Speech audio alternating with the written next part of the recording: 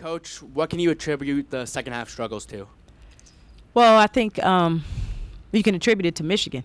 They're a really good team, and I thought they came out the second quarter or second half, and they kind of turned up their aggressiveness and their intensity on the defensive end, and then they did a really good job of going inside in the second half, and they got especially to start the third quarter, they got I think three quick baskets inside, and that's they're a top 15 team for a reason, and they showed it in the second half.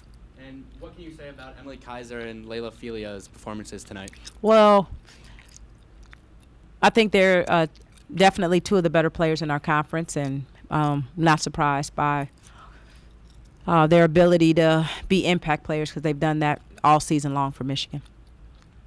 What about Kai? It seemed like most of her points tonight kind of came at a pivotal moment, especially in that first half, keeping you guys within a deficit that was within reach. Yeah, I thought Kai, this might have been her best game this season in terms of being aggressive and being an impact player on the offensive end of the floor for sure.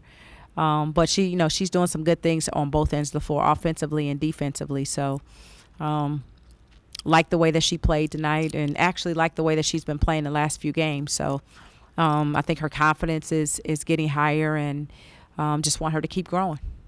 You were able to get some second chance points tonight. Rebounding was pretty even. Is that something you've kind of relied on this season for points? Yeah, we know that you can't control whether you make or miss shots, but we can control our effort on our effort on the glass, and so both offensively and defensively, we really stress that we got to crash the glass. We got to be tough and strong in there.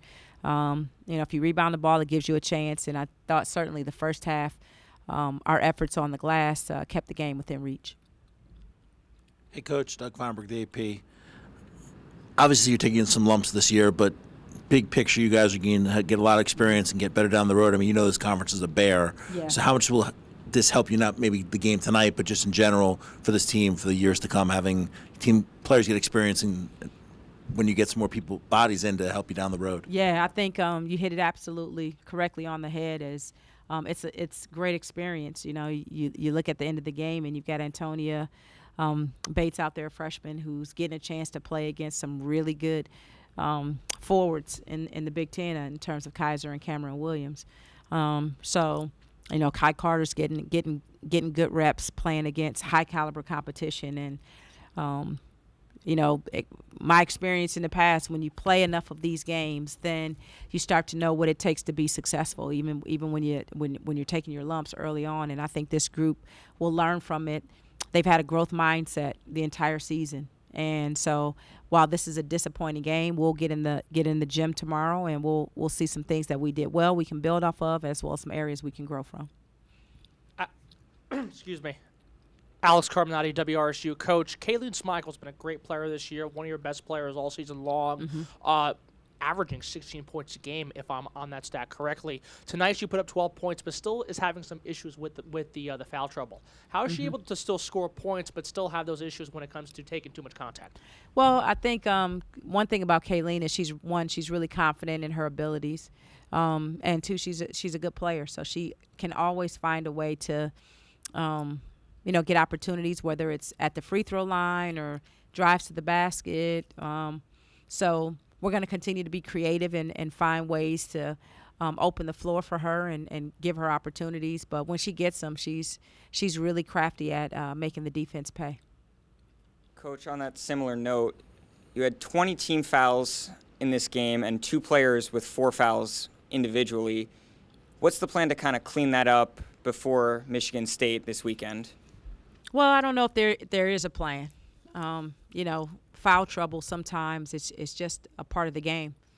I didn't think that there was anything in terms of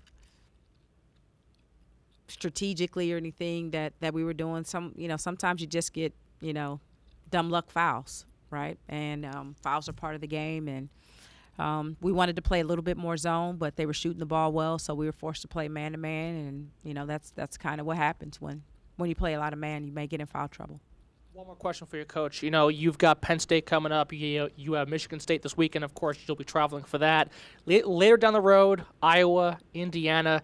Competition gets harder and harder moving forward. What's your game plan to be competitive in those games and give those teams a good run for the money? Well, I mean, I think it comes down to, in some respects, preparation. I can't say playing Michigan State might be very different than playing Indiana, which might be different than playing Iowa. So, there's that piece. But one thing this team has done a great job of all season long is not looking forward, not looking too far ahead. We've done a great job of really being focused on more so ourselves than the competition. You can't get so caught up in what Michigan State is doing, what Penn State is doing, what Indiana brings to the table, as opposed to, okay, here's what our strengths are, here's what we do well, and we got to find a way to make that happen night in and night out, and help our game travel. So, you play really good teams, and like Michigan, they find ways to exploit your weaknesses. And that's part of basketball. So we just want to get in the gym tomorrow, Saturday, get a little bit better, and try to be ready for Michigan State.